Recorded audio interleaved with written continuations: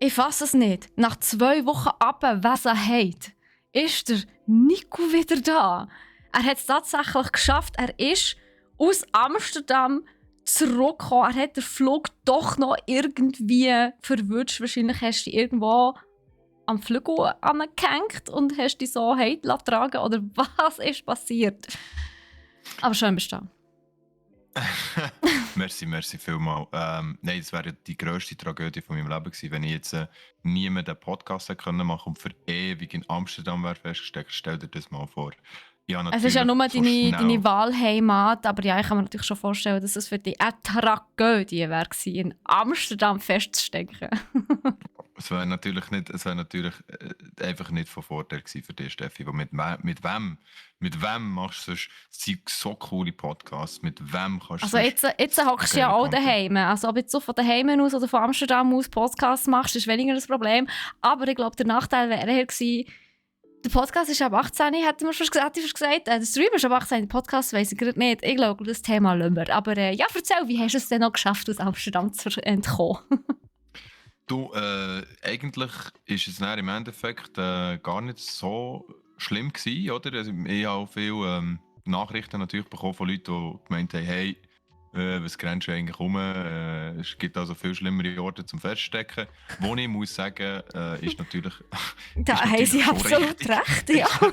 Ist natürlich schon richtig. Aber ich bin halt mit einem Kollegen auch noch gereist, wo ich sage mal, glaube im Endeffekt ist es für ihn nachher mühsamer gewesen, weil für ihn ist so mega unangenehm gewesen, seinem Arbeitgeber müssen Bescheid geben und so. Und ich habe das dann auch sehr verstanden und bin dann eigentlich quasi mit ihm zuerst ein bisschen die Misere durchgeführt und dann haben wir aber auch gesagt, so komm, jetzt genießen wir noch den letzten Abend, genießen wir noch den nächsten Tag. Zum Glück haben wir sehr viel Sonne gehabt am nächsten Tag, sind wir in ein Parkchen gehockt, Nice. haben noch ein bisschen philosophiert über Gott und die Welt und sind nachher am Abend haben wir endlich können fliegen. Lustigerweise hat er den früher Flüger als ich verwünscht, weil die sind hure schnell ausgebucht waren. Oh shit. Er hat um 5 Uhr können fliegen, ich konnte erst um 7 Uhr können fliegen, respektive um 7:30 Uhr, weil mein Flug noch Verspätungen hatte. Aber zum Glück ist er geflogen. Also hier einfach auch, wie soll ich sagen, es ist im Endeffekt eigentlich noch gut gekommen.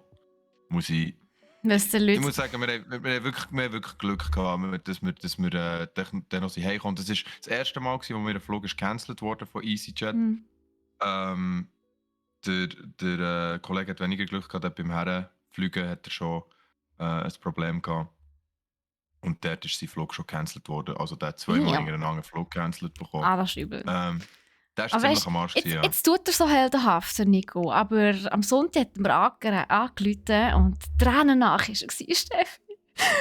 Gerannt habe Mit Zug, wie flog. Er ist einfach gecancelt worden. Was soll ich machen? Ja, Glüte. Nein, ich fand so, Nico, tschüss. Nicht so tragisch. Für dich finde ich immer Ersatz.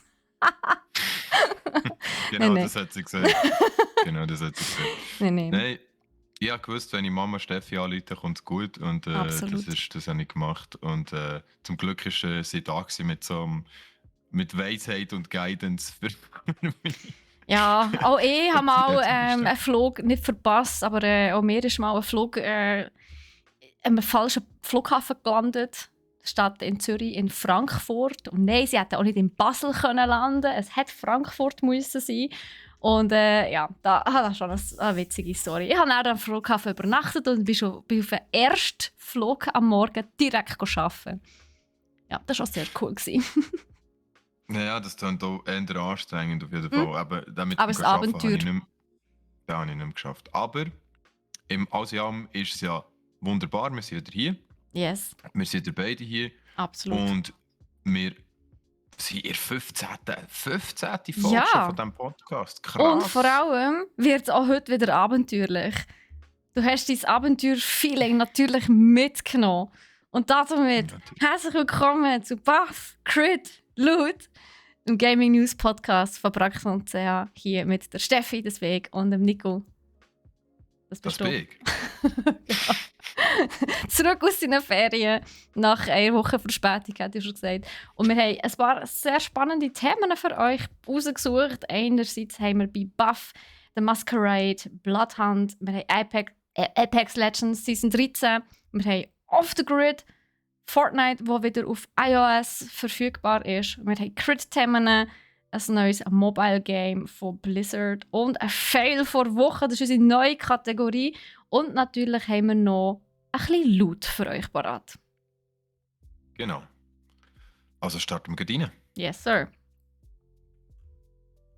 Dann würde ich sagen, mache ich den Anfang. Und zwar freut mich schon sehr, bin ich wieder da, kann ich wieder mit euch reden, kann ich wieder den Podcast machen und mich wieder ein bisschen begeistern über die neuen Themen, über die neuen Welten, die neuen Games, die jetzt gerade aktuell sind.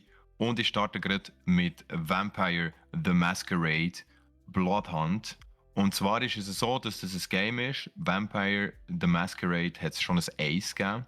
Und gewisse Leute, ich weiß gar nicht, in diesem Podcast vielleicht haben das schon gespielt. Und es hat damals eigentlich schon sehr gut, ja, sehr gute Bewertungen gehabt und die Leute haben es sehr gut gefunden. Und sie haben jetzt schon seit langem haben sie Vampire The Masquerade 2 angekündigt. Die Leute sind aber am Warten drauf. Seit wie vielen Jahren? Irgendwie 7 Jahre oder so, oder? Schon ewig einmal. Ewig auf jeden Fall. Aber was sie jetzt gemacht haben, um das Warten ein bisschen besser zu machen, sie haben ein Battle Royale rausgegeben. Yay. Und da denkt man zuerst mal so, okay, Battle Royale, boah. Hey, es gibt doch schon mehr als genug Battle Royale, hört mir auf. Ich persönlich bin auch dieser Meinung, als ich es das erste Mal gehört habe, ich auch gedacht, Battle Royale, sorry, Apex ist mein absoluter Champion und das könnt ihr nicht überbieten. Hört mir auf mit Battle Royale. Aber ich habe dem Ganzen eine Chance gegeben. Ich habe tatsächlich Vampire The Masquerade Bloodhunt angespielt. Und ich muss sagen, ich war positiv überrascht gewesen. Es ist also eine sehr spezielle Zusammenstellung aus, Achtung, jetzt kommt Steffi, Fortnite. Mit oder ohne Bauen? Ohne Bauen. Und ja, ich würde sogar sagen, vom Movement her Assassin's Creed. Und vom Slide-Movement und so schon fast Apex. Eigentlich positiv überrascht, wirklich sehr positiv Wo ist der überrascht. Fortnite-Aspekt? Das muss man noch schnell erzählen. Das ist Third Person.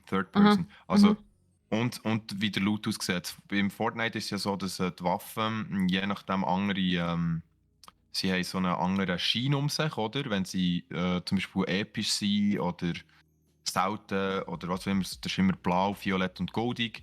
Und das haben sie hier gerade übernommen. Also du siehst echt von weitem schon, was die Waffen so für eine Seltenheit haben. Und du lootest schon dementsprechend ähnlich wie bei Fortnite. Was ich aber voll okay finde, weil ich finde, sie haben genau den richtigen Aspekt von Fortnite übernommen, nämlich das, was Spass macht. Ich habe sonst nicht so gerne Third-Party-Games, also Third-Party-Perspective-Games, aber dort haben sie es richtig, richtig gut gemacht. Wieso sage ich Third Party? Sorry, das habe ich mir sogar gefragt. Aber Third Person natürlich. Genau. Ja, sorry, Amsterdam hockt mir noch ein bisschen im Kopf. Auf jeden Fall. Ein bisschen nebelig, gell? Ja. Auf jeden Fall muss ich sagen, sehr viele Aspekte dazu genommen, die fegen. Es ist ein schnelles Gameplay. Es ist ultra nice, dass man überall aufsäckeln kann. Also man kann wirklich alle Gebäude kann man dran aufklettern. Kann man auch rein? Man kann rein, in viele Gebäude kann man rein, aber natürlich nicht komplett. Das wäre fast zu viel gewesen, weil es spielt in Prag, also jeder von euch, der mal in Prag war, kennt die Stadt vielleicht ein bisschen vom Aussehen her. Sehr eine coole Stadt, sehr altertümlich. 19. Passt natürlich 18. zum Vampir-Szenario, das ist durchaus so. Ultra gut zu diesem Szenario. Man hat 4 verschiedene Klassen.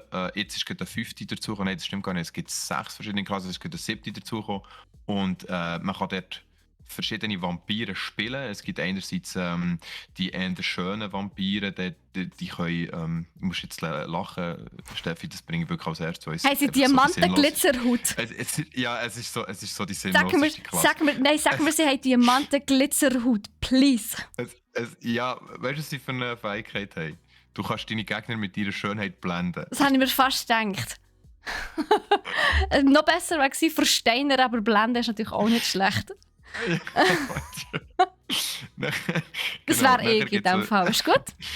Das darfst du, ja sicher, auf jeden Fall. Nachher gibt es eine Klasse, wo, den mit dem Versteiner gibt es auch, aber das ist eine eigene Fähigkeit von einer Klasse, die kann so ihre Haut zustellen werden und schnell wie sich schützen für ein paar Sekunden.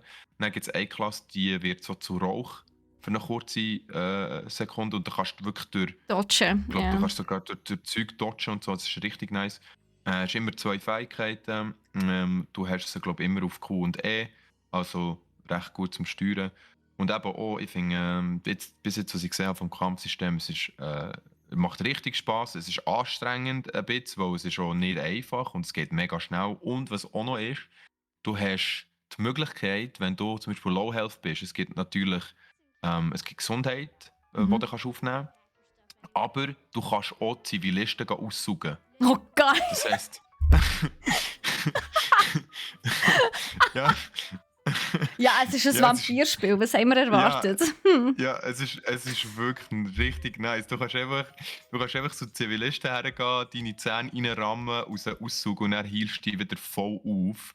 Aber auf Gefahr hinweg, dass du gesehen wirst auf der Map. Weil wenn du nämlich einen Zivilist aussuchst und ein anderer Zivilist beobachtet dich, dann wirst du markiert auf der Map und deine Gegner wissen, wo du bist für eine kurze Zeit. Das Gleiche, Spannend.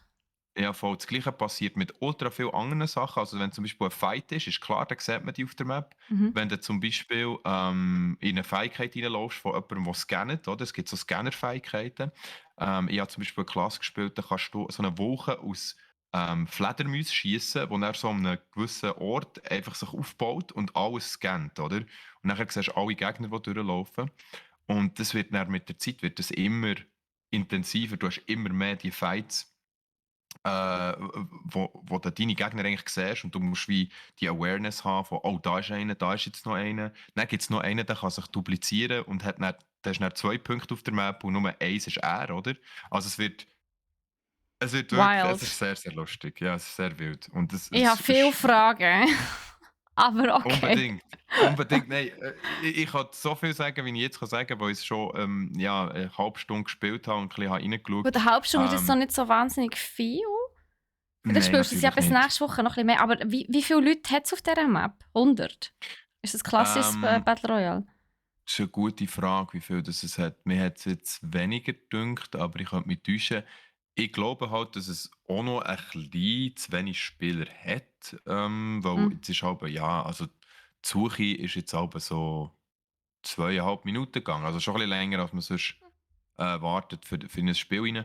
Aber ich glaube im Endeffekt, es sollte sich eigentlich etablieren, weil sie haben es jetzt auch nochmal gross angepasst, noch viel geändert und viel Bugfixes gemacht. Und ich muss ganz ehrlich sagen, hey, hätte ich nie gedacht, dass wir mal das Battle Royale noch ein bisschen anfixen. Weil ich habe wirklich eben vorher schon gesagt, Apex Legends ist für mich der Champ unter den Battle Royale. Aber Vampire the Masquerade Bloodhunt, bis ich das ausgesprochen habe jetzt mal, Sag doch ist einfach wirklich. Bloodhounds. Ich glaube, das Ja, langt. genau. Bloodhunt ist definitiv ein sehr, sehr cooles Battle Royale. Mit Potenzial. Vielleicht redet ihr eine Woche anders. Das kann gut sein. Vielleicht sagt ihr eine Vielleicht. Woche, hey, am Anfang bin ich so geflasht gewesen, aber das Game. Ich weiß es noch nicht. Es Mal ist halt schauen. extrem blutig. Das muss man vielleicht an dieser Stelle glaub ich, auch noch sagen. Oder? Also das, was man im Trailer sieht, ist blutig. Es ist sehr, sehr blutig, aber was ist ja ein Vampirenspiel, oder? Und sie haben halt keine Mühe gescheut, das so zu zeigen. Mhm. Und das finde ich aber auch geil, weil ich es gerne blutig. Also sowohl beim Fleisch wie auch in den ähm, PC-Spiel und den Konsolenspiel. Also von dem her für mich genau das Richtige. Für Steffi vielleicht nicht. Sie ist eher weniger die blutige. Definitiv nicht, nein. Aber das ist ja auch gut, wir sind dort so wie Yin und Yang. Und ja, was soll ich sagen? Hey, probiert es aus. Und sonst gibt es ja immer noch das beste Battle Royale da draußen für mich, was es ever hat gegeben, und das ist Apex Legends. Und Genau. somit gehen wir gleich weiter ins nächste Thema. Yes, da gibt es Und ja eine zwar, neue Season, hast du gesagt, gell? und zwar Nice. kommt Season 13. Hey, wie Und lang? das noch Das ist vor dem crazy. Freitag. Aber wie lange gibt es jetzt das Spiel schon? Hey, crazy Sicher lang im schon Fall, irgendwie keine 5 Ahnung. Jahre. Ja, wirklich crazy lang. Also wir spielen das auch schon crazy lang. Wir haben wirklich und es ist krass, weil ich rede immer wieder mit Leuten, mich interessiert das ja, oder ich gehe, gerne auf Leute zu und frage so: „Hey, seht ihr das auch so, dass ihr ein Game habt, das ihr immer spielt?“ Und nachher sagen wir die: „Ja, ja, voll, bei uns ist das Apex.“ Und dann so: «Krass, bei vielen Leuten ist es wirklich Mhm. Apex, was sie schon Das höre ich so auch lange immer spielen.“ wieder tatsächlich, ja. Bei den Jüngeren ist es eher Fortnite, bei den Älteren, sage ich jetzt mal, ist es eher Apex. Das ist Genau. wirklich krass.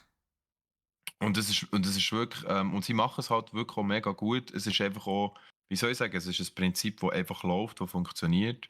Und ich muss sagen, ich habe Mitspieler mittlerweile, die sind ultra kritisch, was Games betrifft. Also, das sind so Leute, die überlegen sich 3 bis 4 Mal, bevor sie das Game kaufen, weil sie schon so viel Mal Geld investiert haben und dann das Game gekauft, das sie dann zweimal gespielt haben. Und ich Hm. meine, wir kennen es alle. Es regt einem dann gleich irgendwie auf. Und die finden halt beide, Apex bietet uns immer noch die Abwechslung, die wir Apex brauchen. ist auch Free-to-Play, gell? Ist auch Free-to-Play, genau. Ist immer Free-to-Play gewesen und Ja. ist sogar damals ohne Werbebudget äh, quasi, ja, also die haben nichts ausgegeben für Marketing oder Werbung, dann, wo sie haben released und gelauncht. Und das ist ja dann das Event gewesen, oder der Hingucker, wo man gesagt hat, oh wow, EA hat das Game published, zusammen mit Respawn, wo sie einfach no Werbung dafür gemacht haben. Man Mhm. hat nur durch Mund zu Mund und natürlich durch das Internet und durch Reddit-Posts und etc. haben sie ihre Berühmtheit bekommen, die sie heute haben. Und heute ist es nicht mehr wegzudenken. Ich habe, glaube erst gerade gesehen, 5. oder 4. Platz auf dem meistgespielten Spiel auf Twitch. Mhm. Also Ähm, geschaut in ah, dem Fall aber. Was auf oder Twitch ist, ja. meistgeschaute natürlich, Entschuldigung. Und es ist einfach beeindruckend. Und es ist mega schön. Und es ist wirklich auch mega schön, dass wir jetzt noch eben vor dem Freitag der 13. übrigens, Steffi. Da, da, da. Ähm, Es wird ein super Tag, ich sehe es jetzt schon. Genau. Vor dem Freitag, also eigentlich morgen, sollte die neue Season starten, weil die alte, die endet heute Abend. Also am Und Dienstag. ich glaube, am Dienstag, ja, das kann sein. Das kann gut sein. Am Dienstag Ja, startet sie. gemeint, ja, ja, genau, das wäre Also morgen, ja. für Ja. alle Podcast-Loser heute. Oder Genau, für sogar alle Podcasts. gestern schon. Je nachdem, wenn ihr den Podcast hört. Also auf Genau, also wenn ihr Spotify. ihn hört, hat sie auch schon angefangen. Und es startet natürlich wieder fulminant, und zwar mit einer neuen Legende. Also du kannst, ein neuer Charakter wird spielbar sein. Und die neue Legende heißt Newcastle. Sehr spezieller Name. Hat mich ein bisschen an Castle erinnert von Rainbow Six. Weil auch der ist eher ein sehr defensiver Und er Charakter. heisst sogar noch Newcastle. Ja, Oh, wow. Also da haben sie sich ja nur ein Mühe inspirieren. es kann Mir sein, aber ich fehlen die meine, Worte. es kann wirklich gut sein. Aber es gibt noch einen spannenden Fakt zum Newcastle. Und zwar ist er der Bruder von der Bangalore. Ah, jetzt habe ich gedacht, das ist Wo der ja Bruder schon. von Rainbow Six Castle. Aber okay. Vielleicht auch das, ja, das kann gut sein. Er hat damals, ja, er hat damals sehr massiv aussehende Rüstung an. Seine Fähigkeiten sind alle extrem defensiv gerichtet. Also Das heisst, sehr, er kann sehr tanky in beschützend, dem Fall. He? tankend und beschützend vor allem. Er hat ein Schild, das er aufstellen kann, das er nachher sogar verschieben kann. Das heisst, anders, also im Gegensatz zum Gibraltar, wo ja ein Schild macht und der ist dann eigentlich statisch und bleibt dort, kann er quasi sein Schild verschieben und somit kann man noch mehr Bullets dodgen und noch mehr seine Kollegen beschützen. Das wird extrem spannend. Hm. Er hat 2 verschiedene Arten von Schild, so wie ich mich jetzt informiert habe. Und sonst noch ein paar defensive Fähigkeiten, die ultra spannend tönen.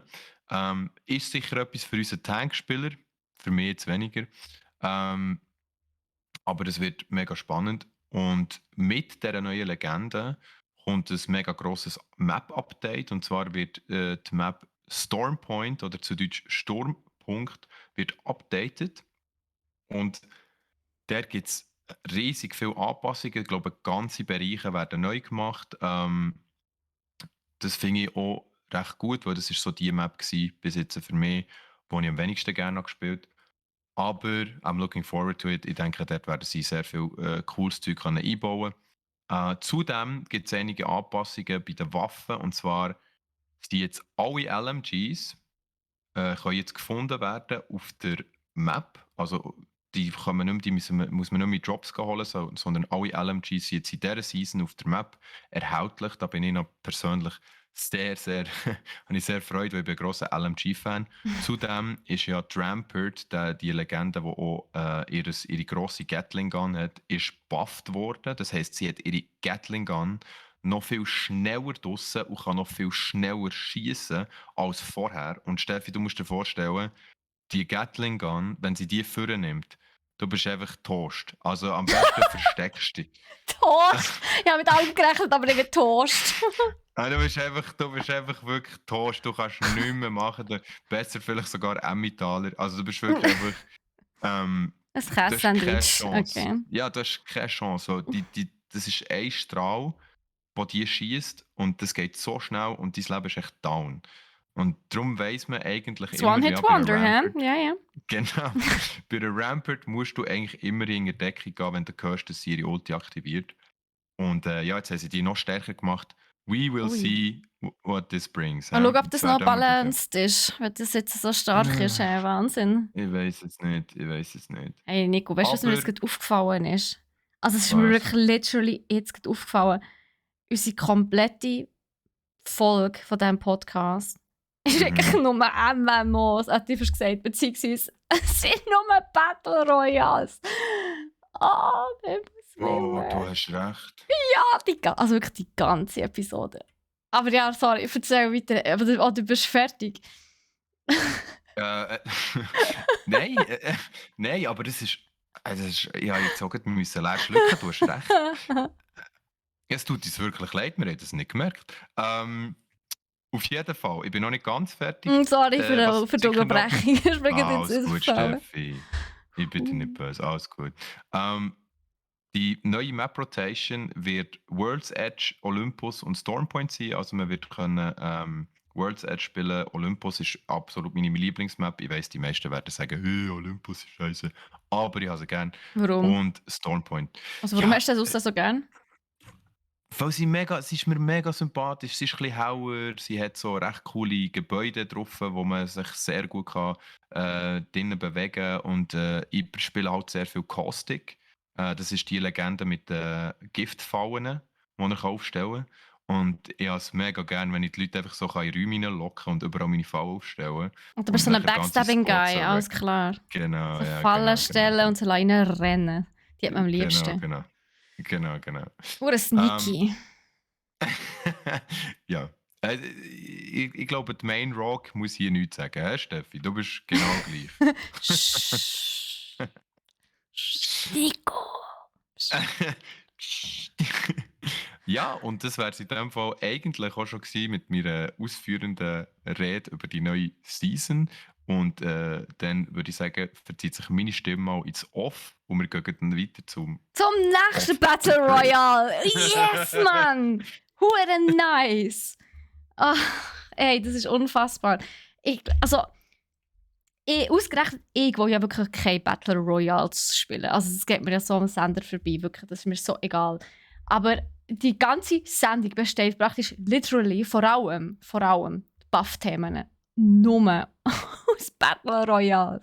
Wir haben zuerst Bloodhound gehabt, das neue Battle Royale.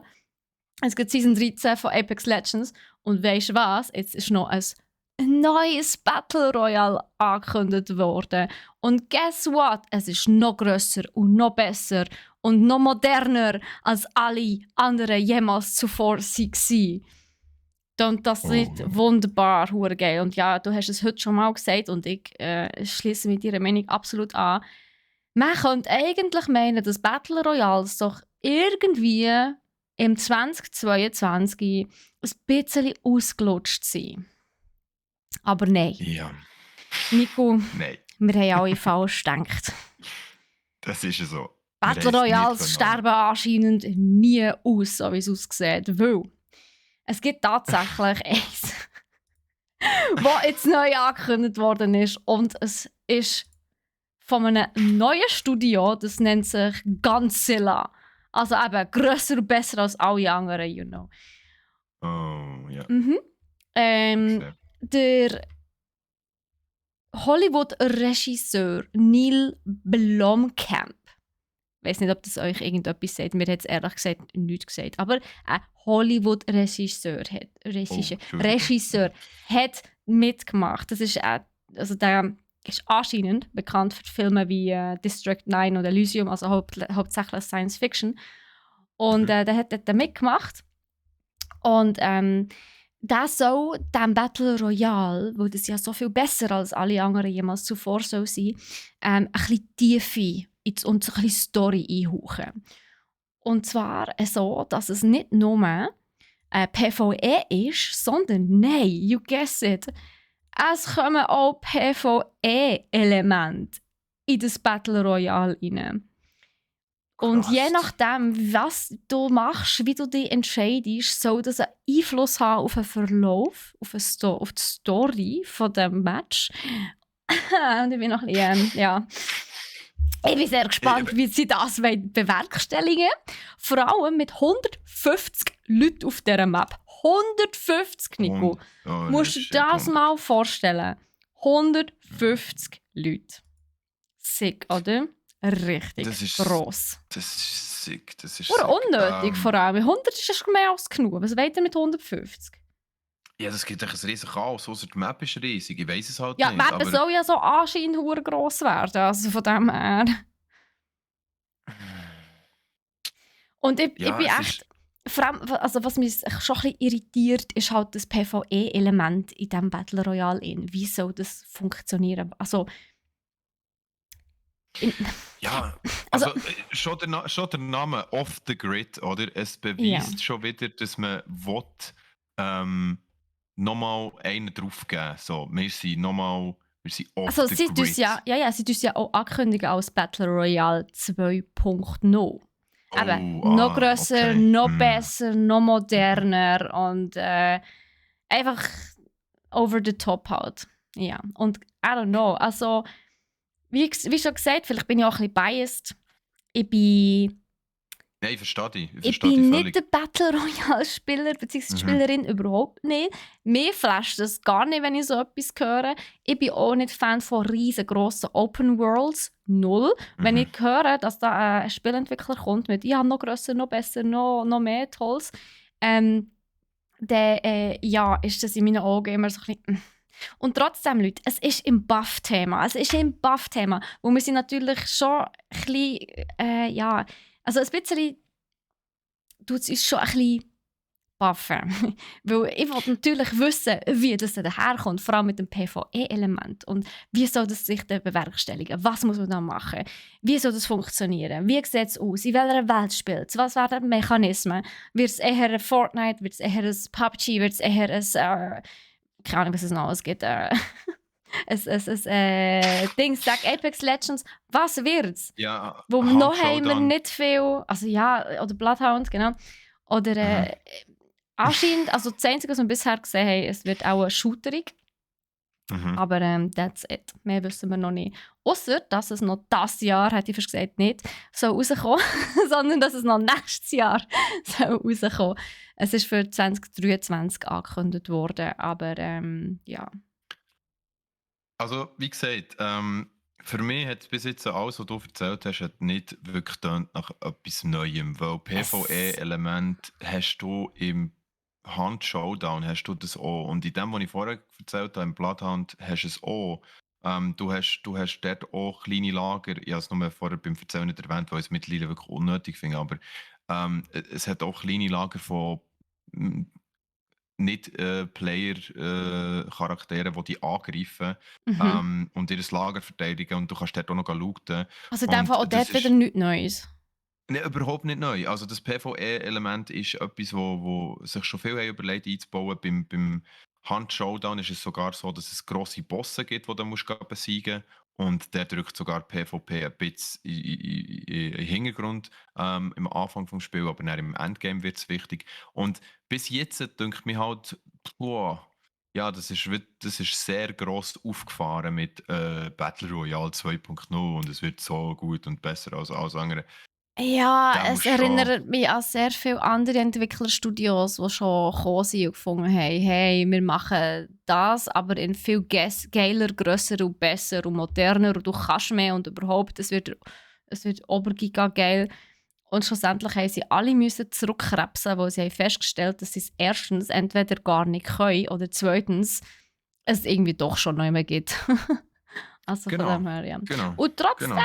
wie gesagt, es ist ein Buff-Thema, darum ich werde auf jeden Fall darauf schauen. Ich werde es nicht selber spielen, also das interessiert mich nicht, aber ich werde darauf schauen, was Off the Grid sonst noch so kann und wie das ankommt bei den Leuten und wie das PvE-Element mit der Story Beeinflussung, sage ich jetzt einmal, effektiv umgesetzt wird. Und spannend ist das auf jeden Fall. Auf jeden Fall. Also mir hat so Zeug möchte ich immer ausprobieren, weil wenn es Free-to-Play ist, hey, du kannst nichts verlieren. Let's try it. Ist es Free-to-Play? Ich weiß gar nicht, du hast nichts gesagt. Das steht eben nie, keine Ahnung im Fall. Mhm. Tönt es so nach einem Game, das dann auch noch etwas kostet.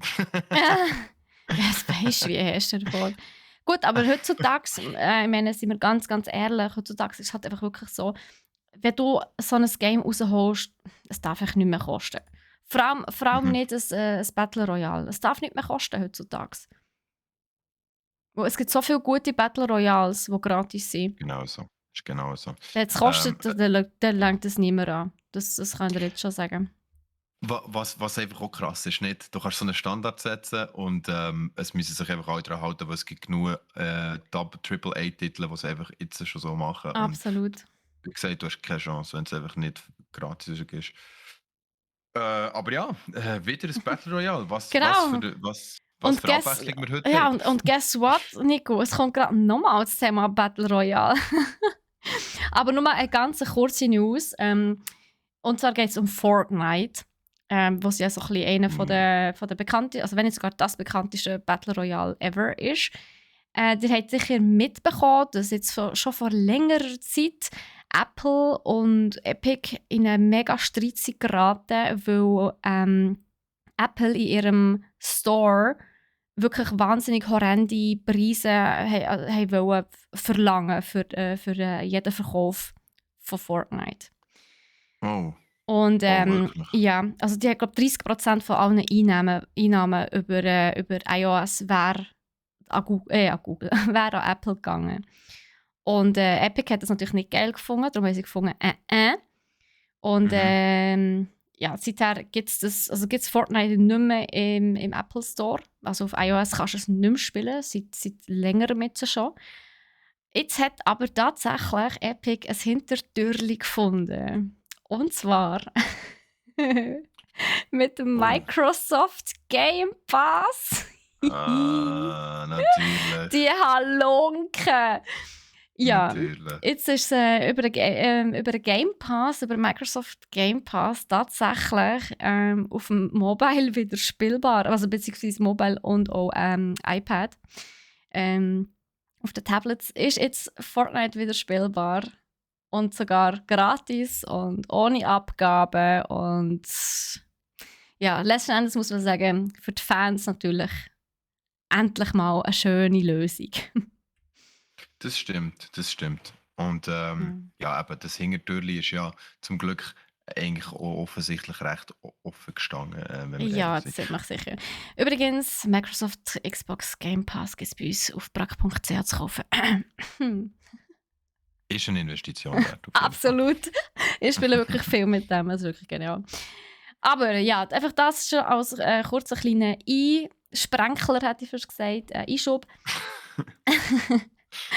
Ich würde sagen, wir kommen zu unseren Crit-Themen. Und ja, es Crit gibt auf diversen Ebenen, würde ich meinen. Einerseits geht es um Blizzard. Andererseits geht es um ein Mobile-Game. Oh. Und ja, ich meine, beides sehr schwierige Themen. Und ich muss sagen, ich glaube, es gäbe es schon. Ich weiß es nicht. Das Thema interessiert mich einfach nada. Also das muss ich wirklich an dieser Stelle ganz offen sagen. Alles, was Blizzard betrifft, lade ich mir nicht ab, installiere ich nicht. Das Einzige, was man kann sagen, es ist ein Mobile, es ist ein MOBA mit Tower Defense. Es heisst das ist vielleicht auch noch wichtig, Warcraft Arclight Rumble. Und es sieht eigentlich eins zu eins aus wie Clash Royale. Halt einfach mit Warcraft-Figürchen, wie man sie halt kennt. Aber, ja, guess what? Das ist ein Mobile-Game. Was kennt man von Mobile-Games?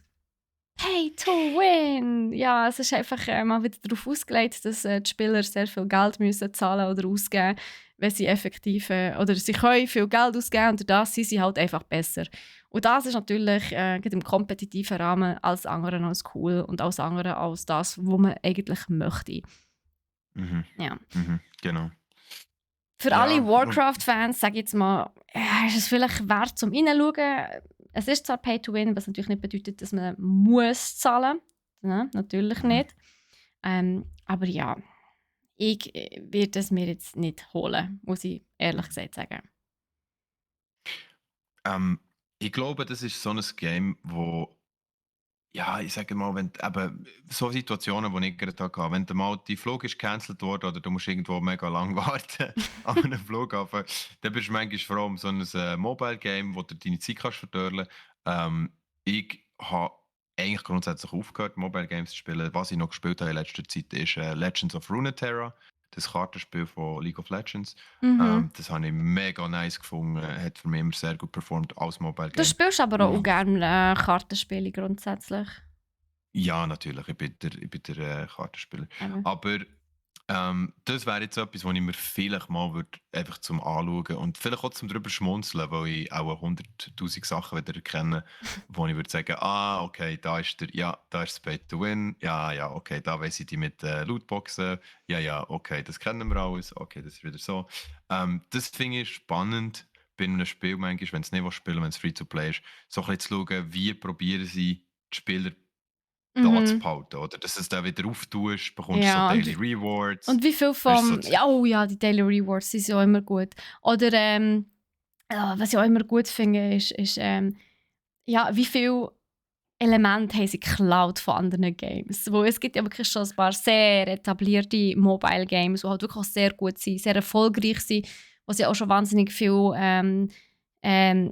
also Wettbewerbe gibt, also E-Sports-Turnier gibt. Also gerade im asiatischen Raum sind Mobile Games halt gigantisch. Und Genau. dann frage ich mich immer, wie viel haben sie echt abgekupfert. Aber auch da muss ich sagen, es ist halt, der Mobile-Markt ist gross und dass Blizzard einen Schritt im Mobile-Markt gewagt hat, ist ja schon länger bekannt mit Diablo Immortals. Aber dass sie jetzt wirklich irgendwie mehr dort reingehen, das erstaunt mich persönlich nicht, wo dort ist das Geld, sind wir ehrlich. Ist Ja, zwar das sad, stimmt. aber ja. Ja, das stimmt. Ja, auf jeden Fall, hey, ich muss ganz ehrlich sagen, länge ich auch nur an, zum mal Für reinschauen. euch, damit ihr das nicht müsst anspielen. Genau, vielleicht mache ich das, für euch. Auf jeden Fall. Genau. Ja, Wir haben eine neue und Kategorie. ja, stimmt. We got new Wir haben eine neue stuff. Kategorie. Extra wegen dem nächsten Thema haben wir gefunden, wir müssen eine neue Kategorie einführen. Crit lenkt einfach nicht. Es muss etwas Stärkeres her. Wir nennen es jetzt Fail der Woche. Und Genau. es ist halt wirklich ein Ultra-Fail. Mögt ihr euch noch erinnern an das Spiel Babylons Fall? Wir haben Ja, einmal das mal... ist auch der Grund. ja, wir, wir haben einmal mal darüber geredet. Ich muss zugeben, ich weiss nicht mehr genau, welche Episode das war. Es steht auch im Titel. Also, wenn ihr es wollt, nachhören, ihr findet es sehr schnell. Es steht im Titel. Aber ja, Nico, erzähl uns, warum ist Babylons Fall unser Fail der Woche? Also eigentlich sollten wir es gleich direkt Babylons Fail nennen. Es Absolut. ist, es ist, es ist übrigens, ich möchte noch schnell hier anmerken, ich möchte hier noch anmerken, beim Fail der Woche sollten wir unbedingt auch noch so einen Sound reinbauen, Steffi. Wenn wir so Fail der Woche sagen, kommt dann irgendwie so einer, der in ein Loch geht oder so. Irgend so etwas, das wäre super. Ich habe es jetzt nachher Also gemacht. Babylons Fail Mhm. oder Fall ist darum unser Fail der Woche, weil literally das Spiel nur noch von einem Spieler gespielt wird. Es ist noch ein Dude. Zeitweise war wirklich das Spiel nur noch ein Dude am Spielen. Gewesen. Und ich stelle mir das so mega lustig vor. Weißt du, ich stelle mir so alle Devs vor, wie sie so um den Tisch hocken und so. Ja, aber wir können es nicht abschalten. Er ist immer noch online. Er ist immer noch online. Schau, er spielt wieder. Wir können es nicht abstellen. Das Der ist sicher in die Ferien gefahren. Ja. Und hat vergessen, sich auszuloggen. Oh Mann. Also, ich glaube, eine bessere Rückmeldung oder einen besseren Stempel kann ein Game nicht bekommen, als dass es Als einfach nur noch Babylons von Fail, ja. Ja, wirklich. Also, dass es nur noch von einem Spieler gespielt wird. Das ist brutal. Vor allem, also, um einfach mal so ein bisschen eine Vergleichszahl zu haben. Es gibt ja auch so 2 Games von letztem Jahr, die ja auch recht als Fail sind abgestempelt wurden. Marvel's Avengers von Square Enix, also das sind ja alle von Square Enix, und auch Dings Outriders. Und das Marvel's Avengers ist tatsächlich durchschnittlich von 276 Spielern gespielt worden, also gleichzeitig. Und Outriders von 862 gleichzeitigen Spielern. Über 30 Tage hinweg. Also das ist extrem schlecht. Und Babylons Fall, das haben wir ja dann beim ersten Mal schon darüber geredet, das All-Time-Peak ist bei 1166 gleichzeitigen Spielern. Und das war wahrscheinlich wirklich gerade zum Release gewesen und dann nie mehr. Ja, das ist so bad. Das ist so bad. Also ich glaube, das ist das am schlechteste performende Game aller Zeiten, ganz ehrlich. Also durchschnittlich hat es irgendwie schon so 77. Höchstens 77 gleichzeitige Spieler. Aber dass es wirklich auf eins runtergeht, ich glaube, das ist noch nie passiert. In der ganzen Geschichte von Online-Gaming ist es noch nie passiert, dass ein Game auf ein gleichzeitiger Spieler ist runtergefallen. Das ist verdammt übel, Mann.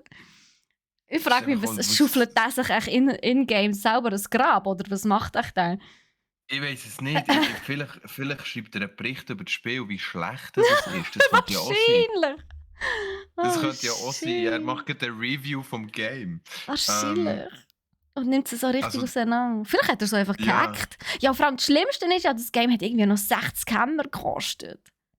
Oh, krass. Das ist verdammt übel. Ich habe schon gedacht, aber weißt du... Verdient unser Fail der Woche.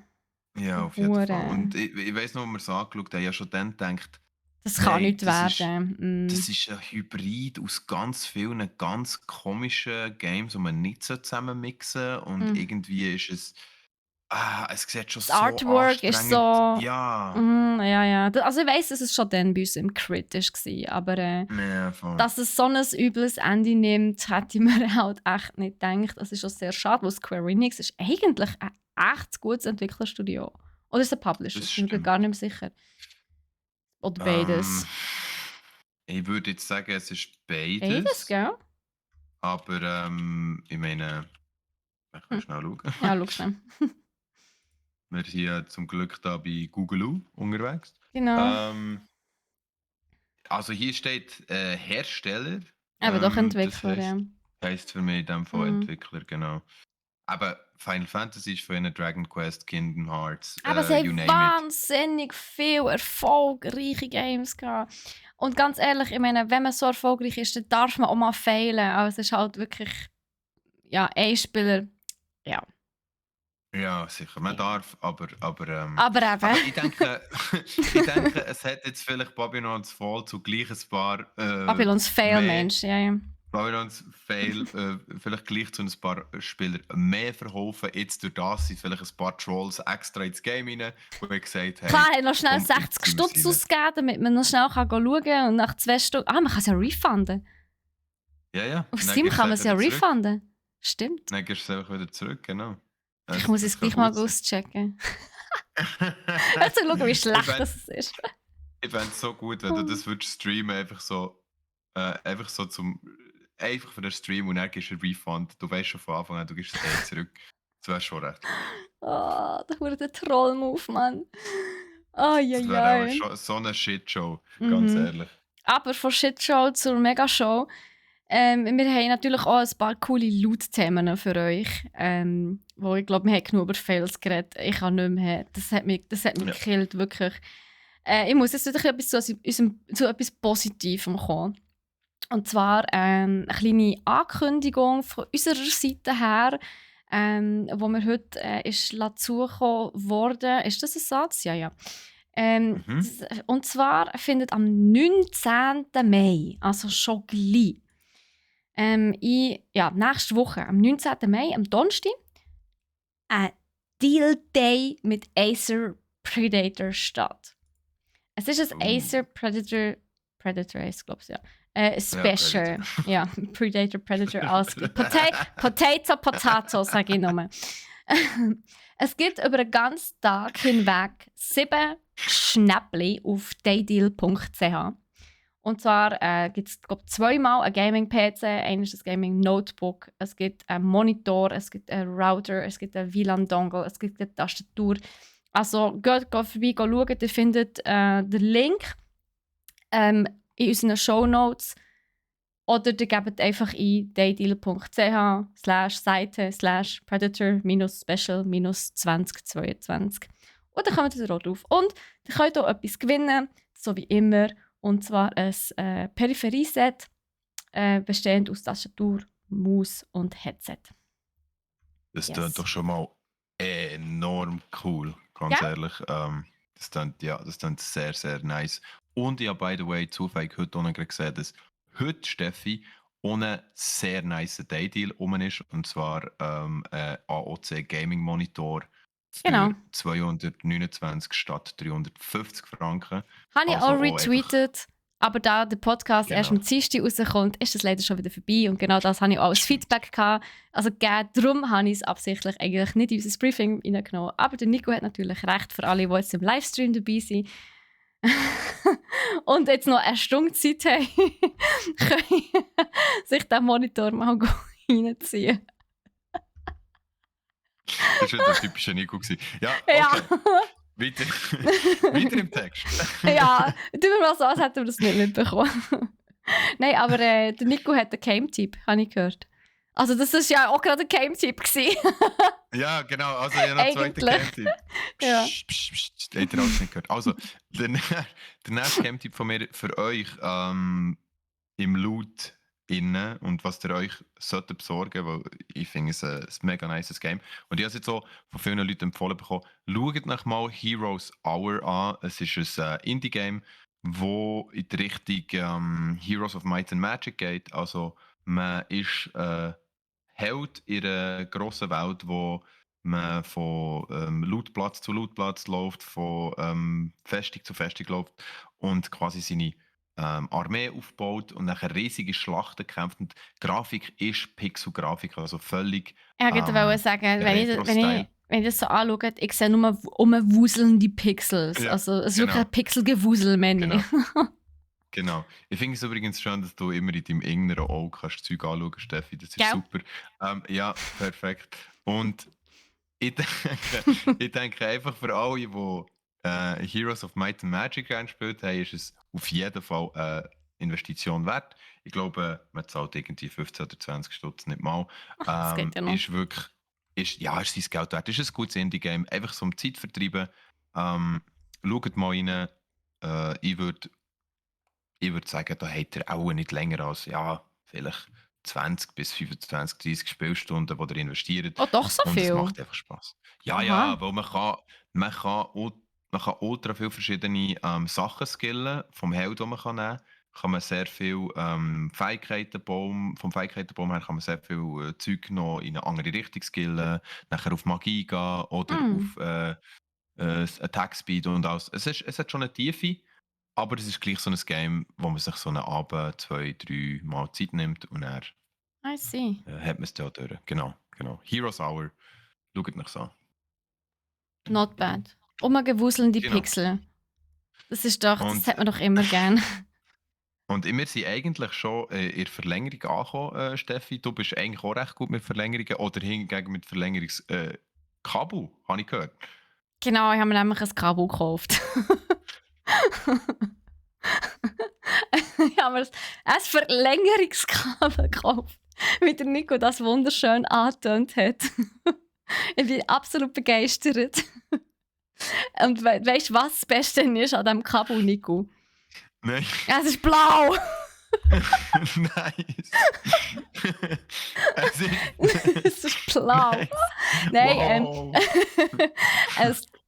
es ist ein USB 3.0 Verlängerungskabel, das ich mal austesten wollte. Wenn ich mein Streaming-Setup daheim ummodele zu einem zum Beispiel Kochstream, dann brauche ich ein Verlängerungskabel, wo ich mein Mikrofon und meine Webcam kann damit immer noch mit dem PC verbinden, wo ich das Zeug in die Küche schleppe. Und das habe ich gestern ausgetestet, das funktioniert wunderbar und bin echt begeistert und ich werde mir auf jeden Fall noch ein zweites, wenn ich sogar noch ein drittes kaufen, damit ich noch mehr Zeug in die Küche kann schleppen von meinem Material. Yes, echt nice. Muss ich wirklich sagen. Das klingt so, als möchtest du deine ganze Wohnung ein bisschen Nein, das schon nicht. Aber genau, sogar mein Schlafzimmer, Nico.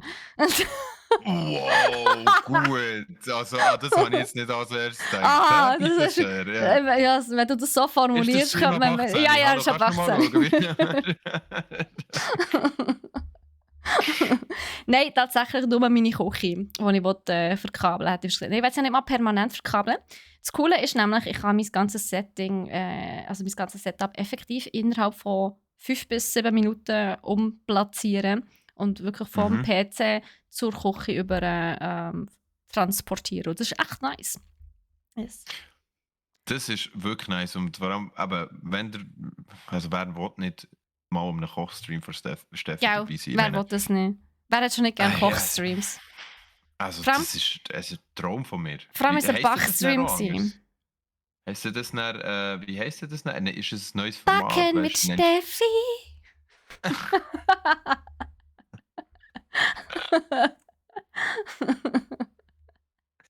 Okay, das tut auf jeden Fall sinnvoll. Ja, reinschauen, wenn Steffi, euch, wenn Steffi ein Braten verschiebt. Auf jeden Fall, klingt gut. Machen wir doch. Nein, gestern im Stream hat jemand gerade einen sehr anzüglichen Witz gemacht, wie Braten verschieben. Von dem Nico, ja, das ist, können wir mit dem Thema wechseln? Ich habe noch ein Tamagotchi bekommen, nämlich. Ich bin heute ins Streaming-Studio bekommen und plötzlich, also da ist wirklich ein Tamagotchi auf dem Tisch gelegen. Ich habe noch nicht herausgefunden, wie ich das Teil anlassen kann. Es wird wahrscheinlich der grösste Fehler in meinem ganzen Leben sein. Ich habe noch nie ein Tamagotchi gehabt. Aber anscheinend sind die jetzt wieder so ein Ding. Es hat sogar eine eingebaute Kamera. Ah, krass. Und ja, und ich bin wirklich sehr gespannt, ob mir das mein Leben wird zerstören oder ob ich es einfach wieder sterben lasse. Zuerst muss ich es zum Laufen bringen. Ja. Aber Tamagotchi is back, Leute. It's back. Wer hat das gedacht? Vor allem filmt es dich auch schon die ganze Zeit, wenn eine eingebaute Kamera ist. Du bist darum tue ich die Kamera immer von mir weghaben. Wie ein bisschen skeptisch. Nein, es läuft ja nicht einmal. Also, keine Ahnung. Ich muss es zuerst wahrscheinlich irgendwie anlassen. Es ist sicher, wahrscheinlich ist es einfach schon tot und darum muss ich es resetten oder so. Genau. Aber ja, nice. Also Steffi hat wieder etwas, was sie sich darum kümmern darf. Ich würde mich eigentlich viel lieber um Dings kümmern. Um mich. Dinos. Ja, bist du ein Dino? Aha. Ja, gemeint um mich. Nein, leider Dinos. nicht. Also. Es ist nämlich vor kurzem ein neues Game rausgekommen. Prehistorical Kingdom heisst das. Und es ist eigentlich Planet Zoo mit Dinos. Und ich will das. Ich muss das haben. Verstehe ich. Also, Warum hast du es noch nicht? Warum? Weil es noch nicht draussen ist? Doch, es ist letzte Woche, glaube ich, oder schon länger. Ende April, weiß es gar nicht. Es ist schon draussen, aber mein Problem ist, ich habe irgendwie 2000 Games. Also von dem her, meine Pile of Shame ist gigantomatisch gross. Ich muss ein bisschen zurückschrauben mit neuen Games kaufen. Vor allem habe ich mir erst den Cat Café Manager gekauft. Und ein anderes MMO mit Dinos, Isle of Yore heisst es. Von dem habe ich auch schon, über das habe ich auch schon geredet, vor 2 Wochen, Mhm. glaube ich. Ja, Und, genau. 2 Wochen. und ja, mal schauen, ob ich es kaufe, wenn ich es kaufe. Aber ich kenne das von Planet Zoo. Die Games sind gigantisch, die gehen ewig. Und Tunic kann ich auch noch, wenn ich fertig spielen will. Und Tunic ist so herzig. Sie ist so schwer. Nur weil es herzig ist, Leute, heisst es nicht, dass es nicht schwer ist. Das kann ich euch an dieser Stelle mal sagen. Aber Also, ich verstehe dich 100%. Ich glaube, das wäre etwas, was ich mir auch gerade ziehen würde, weil ich holt es, habe früher... wirklich. Kauft es. Es ist im Xbox Game Pass. Gönnt es. Es ist so geil. Ich liebe es. Aber es ist so schwer. Wirklich. Vor allem, weil ich komplett vergessen habe, beziehungsweise überhaupt nicht gewusst habe, dass ich Upgrades machen kann. Und jetzt stehe ich ohne Upgrades vor einem Boss. Und in der Beschreibung steht einfach, er wird dich töten. Oh. Und ja. Oh Gott. Ja, schöner Moment. Ja, Steffi, ich hoffe es dir nicht zu früh. Ich habe auch gerade ein paar sehr schlechte Reviews gelesen darüber. Über Jetzt gerade auf Tunic? Steam. Also, nein, über das Dino-Game. Aha. Also, ja, Aber ja. Dinos. Ja, aber steht hier, Aber all you can do Dinos. is building fancy buildings and look at pretty animals, but there's no management, there are no staff, the animals don't interact, Oh. don't grow, huh? Or breed. Have all their food magically never run out. The humans are just uncanny valley automatons. Boundaries Oh, are unnecessary because schade. you just delete them and no one cares. There's a Tyrannosaurus wandering around. It just feels lifeless. Okay, in dem Fall. Ja, dann lasse ich das vielleicht. Aber es ist mal noch ein anderes Game rausgekommen, vor irgendwie 1,5 Jahren. Das heisst Parkosaurier. Das ist auch so ähnlich, aber im Comic-Stil. Vielleicht gar nicht mehr das. Nein, ich widme mich einfach meiner Katze. So sieht es aus. Ich habe ja schliesslich ein Katzenkaffee, das ich noch managen muss. Und eben Tunic, das ich noch fertig spielen muss. Aber wir, also beziehungsweise ich bin super krass am Abschweifen. So viel dazu. Ja, Verlängerungskabel habe ich mir gekauft, genau. Um den Bogen zu schließen an dieser Stelle. Es ist ein 3-Meter-Kabel, also muss ja 3 Meter lang schnurren, also von dem her. Das macht Sinn. Ja, absolut. Hast du laut noch irgendetwas anzufügen, irgendetwas, was auf deiner Wishlist ist? Ich glaube, grundsätzlich momentan gibt es nichts. Ich habe sehr viele Games gekauft, die ich noch spielen muss, die ich noch mit dran setzen muss. Jetzt wird das Wetter leider gerade wieder schöner und wir haben schon mal darüber geredet, Steffi, Schwierig. wir haben alle so eine lange Zeit drinnen gehabt und so lange während Corona drinnen gehockt. Finde ich eben nachher schon sinnvoll, wenn man jetzt mal wieder ein bisschen rausgeht, das Wetter genießen. Aber ich werde auf jeden Fall nächste Woche schon wieder laut haben, so viel kann ich sagen. Also es wird schon wieder nächste Woche wieder spannend. Shopaholic. Genau, ich bin ein kleiner Shopaholic, aber ich gebe es so offen zu. I Und feel you. somit Geht mir gleich. muss ich sagen, habe ich eigentlich nicht mehr beizufügen. Von Ja, mir wunderbar. aus gesehen, Dann freuen ja. wir uns auf die nächste Episode. Wieder mit dem Nico und mit mir. Und Yes. dann kommen wir dann auch schon langsam auf die Fantasy Basel zu. Das wird, das wird genial. Ich freue mich auf Fantasy Basel. Nächste Woche können wir euch vielleicht dann schon ein paar mehr Infos geben bezüglich der Fantasy Basel. Es ist ja schon Ende diesen Monat, also in 2,5 Wochen gefühlt, fängt es an. Also ganz, ganz crazy. Ja. Was wir noch wissen, Steffi, hast du das Cosplay?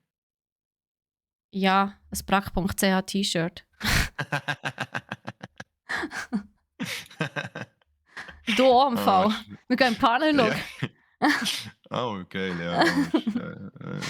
Nein, ich habe leider kein Cosplay. Wir haben leider alle Mitarbeiterkleidung. Das finde ich auch ein bisschen traurig, muss ich wirklich sagen. Muss ich ehrlich sagen an dieser Stelle. Ich hätte gerne meine eigenen Nerd-Shirts an, aber ein brack.ch T-Shirt ist auch nicht schlecht. Vor allem haben sie einen geilen Stoff. Es fühlt sich wirklich an wie so ein Jersey. Das ist wirklich nice. Vielleicht kann ich so ein Stirnband anlegen, immer in irgendetwas. Das wäre noch cool. So ein Kung-Fu-Stirnband oder so. Ich glaube, so etwas sollte auf jeden Fall gehen. Yes. Okay. Aber ja, brack.ch, als kleiner Teaser, wird natürlich bei Fantasy Basel mit einem grossen Stand vor Ort sein. Mehr dazu nächste Woche im Podcast. Und ja, Dann bis nächste Woche. Schaltet ein bei Yes. Twitch. Wir sind 5-mal, nein, diese Woche nur 4-mal live. Der Blake, ja, der setzt mal wieder aus. Das kennen wir ja schon von ihm. Am Donnerstag so eine kleine Änderung. Am Donnerstag ist der Cyril in der Ferien. Dafür tun Garo und ich zusammen Pokémon-Klötzchen zusammenbauen. Ja, das ganz kleine Was? Nano-Block-Steinsättchen. Sie sind winzig, aber sie sind geil. Also schaut Das auf klingt jeden schon Fall mega vorbei, am Donnerstag um 11 Uhr. Und an dieser Stelle, jetzt habe ich wirklich genug gelabert. Nico, tschüss zusammen. Habt einen schönen Tag, genießen die Sonne. Bye. Tschüss zusammen, viel Spaß. Die Euphorie dieser Stimme, Nico. Wow. Ja, gegen Ende ist es nicht, ja, ich habe das Wochenende auch noch müssen performen, gell? Ich bin stimmlich noch nicht ganz da. Jetzt hätte ich fast Aber- Werbung gemacht. Dann musst du halt irgendein Staffeli lutschen oder so. Jetzt sollst du mir schon sagen, was ich muss lutschen, Steffi. Jetzt müssen wir den wirklich bremsen. Jetzt müssen wir den wirklich hier... Zum Glück ist unser Gut. Stream ab 18.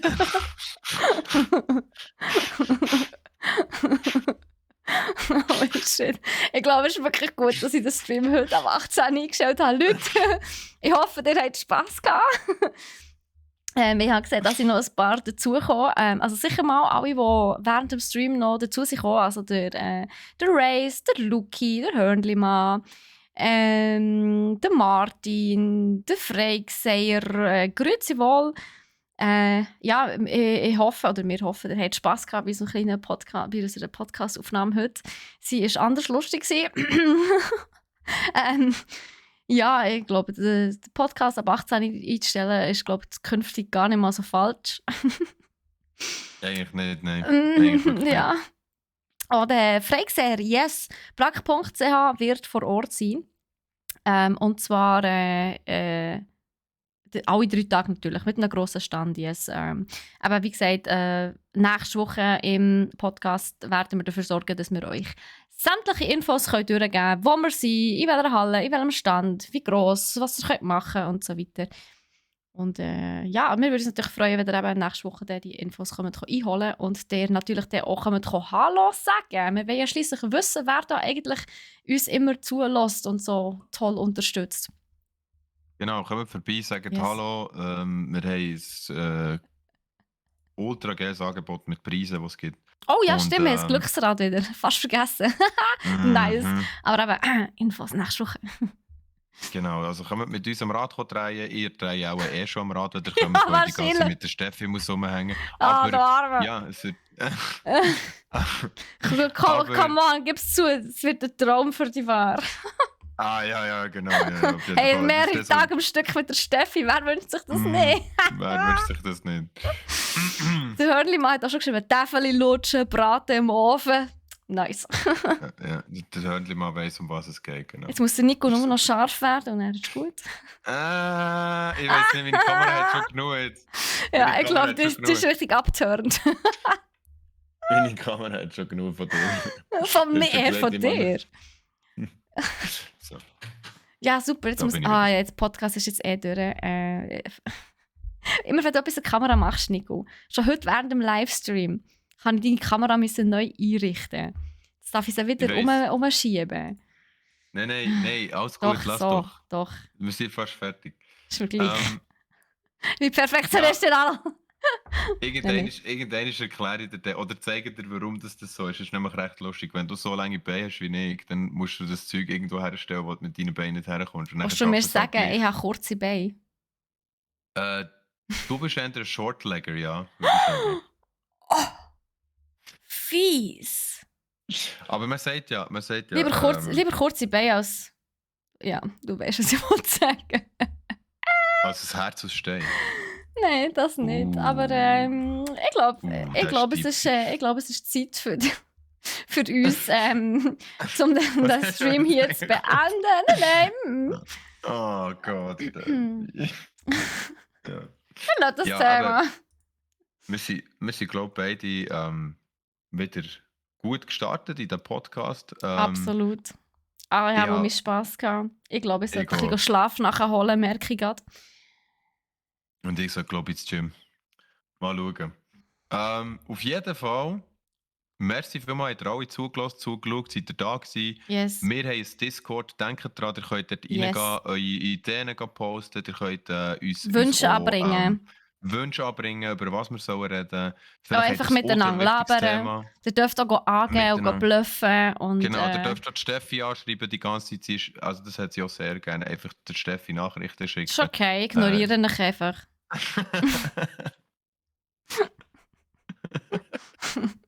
Keine Zeit, hallo? Nein, das...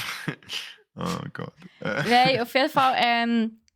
Die Woche sind wir, also morgen bin ich wieder am Streamen. Ich spiele bei Far, Changing Tides weiter. Am Mittwoch ist der Troy am 3 Uhr wieder am Start. Er streamt Guardians of the Galaxy weiter. Am Donnerstag, am 11 Uhr, sind, wie vorher schon angedeutet, Caro und ich am Klemmbausteine zusammenbauen, um das Ganze schön korrekt zu sagen. Und am Freitag ist Off-Day, wo der Blake mal wieder abwesend ist. Aber nächste Woche sind wir hoffentlich wieder vollzählig für euch da. Auf jeden Fall.